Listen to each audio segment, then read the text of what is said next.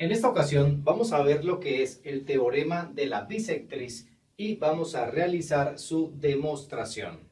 Este teorema dice lo siguiente: la bisectriz de un ángulo de un triángulo divide al lado opuesto en dos segmentos que son proporcionales a los otros dos lados del triángulo.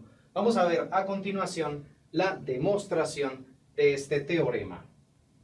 Tenemos un triángulo cualquiera ABC y en él trazamos el segmento AD, que es la bisectriz de este ángulo BAC. Si es así, entonces tendremos que este ángulo va a tener la misma medida que este de acá. Son ángulos congruentes, porque recordemos, la bisectriz de un ángulo cumple con la función de dividirlo en dos ángulos de la misma medida. Entonces, como información conocida, tenemos que el segmento AD es bisectriz del ángulo BAC. Es lo que tenemos en este dibujo. Este segmento que trazamos divide a este ángulo que se llama BAC en dos ángulos del mismo tamaño o de la misma medida. Y vamos a demostrar lo que nos dice el teorema. Y es que al trazar la bisectriz de un ángulo, el lado opuesto queda dividido en dos segmentos que son proporcionales a los otros dos lados del triángulo. Simbólicamente, eso se describe así: el segmento BD será al segmento AB como el segmento DC es al segmento AC, o sea, lo que se llama una proporción, la igualdad de dos razones. Entonces, esto es lo que vamos a demostrar y es lo que enuncia el teorema de la bisectriz. Para ello, realizamos la siguiente construcción. Por el punto B, trazamos esta línea paralela al lado AC del triángulo. Y también extendemos el segmento AD hasta que se corte con la línea que trazamos. Vamos a retirar estos pedazos que ya no necesitamos y vamos a llamar este punto con la letra E mayúscula. Como decíamos, esta línea es paralela a este lado. Entonces, para denotar esa condición de segmentos paralelos, vamos a colocarles estas flechitas que nos indican que las dos líneas tienen la misma dirección y que son paralelas. Cuando se nos presenta el caso de dos rectas paralelas cortadas por otra recta que es secante o transversal, vamos a encontrar que este ángulo es congruente con este de acá. Se llaman ángulos alternos internos entre paralelas y tienen la misma medida. Pues bien, eso está sucediendo acá. Tenemos que el segmento BE es paralelo con el segmento AC y el segmento AE actúa como secante o transversal. Entonces, este ángulo que tenemos aquí va a ser congruente con este que estamos señalando acá por ser ángulos alternos internos entre paralelas.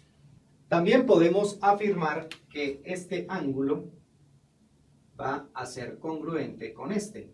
Se llaman ángulos opuestos por el vértice y tienen la misma medida. Ahora, si consideramos el triángulo ADC y el triángulo BDE, vemos que comparten los mismos ángulos.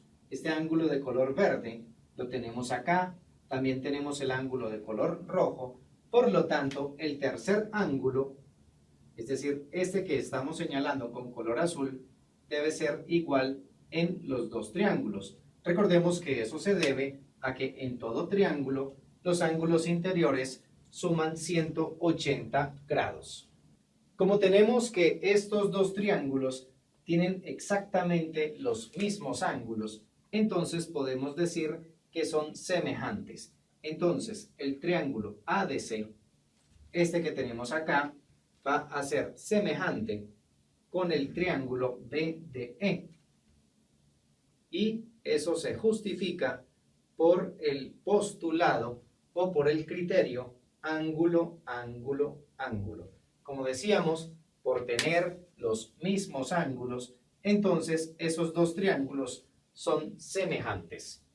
Esa condición de semejanza nos permite también establecer una proporcionalidad entre los lados de esos triángulos. Por ejemplo, podemos decir que el lado BD, que está comprendido entre los ángulos azul y rojo en el triángulo pequeño, va a ser proporcional con el lado DC, el que también está comprendido entre los ángulos del mismo color.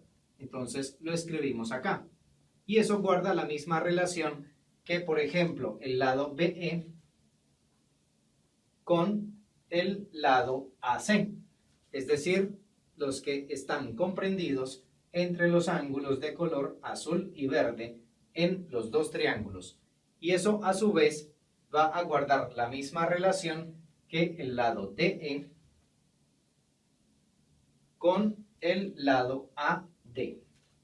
O sea, los que se encuentran comprendidos entre los ángulos de colores rojo y verde. Como se observa en la parte superior, siempre tenemos los lados de este triángulo pequeño y en la parte de abajo los lados respectivos del triángulo grande. Ahora, de esta proporción que tiene tres razones, podemos considerar únicamente las dos primeras. Vamos a retirar la tercera razón y ahora vamos a mirar lo siguiente. Como podemos observar, el triángulo ABE cuenta con dos ángulos congruentes o dos ángulos que tienen la misma medida. Entonces podemos asegurar que ese triángulo ABE es isósceles porque tiene dos ángulos iguales y consecuencia de ello es que va a tener dos lados iguales. En este caso, el lado AB va a ser igual al lado BE, es decir, los lados distintos a la base, siendo en este caso la base el lado AE, o sea, el que contiene los dos ángulos de la misma medida. Haciendo uso de esta igualdad que acabamos de demostrar, podemos cambiar aquí el segmento BE por su equivalente, que es AB. Entonces, hacemos ese cambio en esta proporción.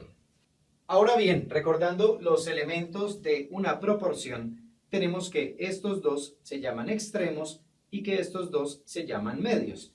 Y dice una propiedad de las proporciones que los medios son intercambiables. O sea que podemos hacer esto. Eso nos va a llevar a lo siguiente. BD sobre AB será igual a DC sobre AC. De esa manera llegamos a lo que queríamos demostrar. Esto que tenemos acá y es lo que nos enuncia el teorema de la bisectriz.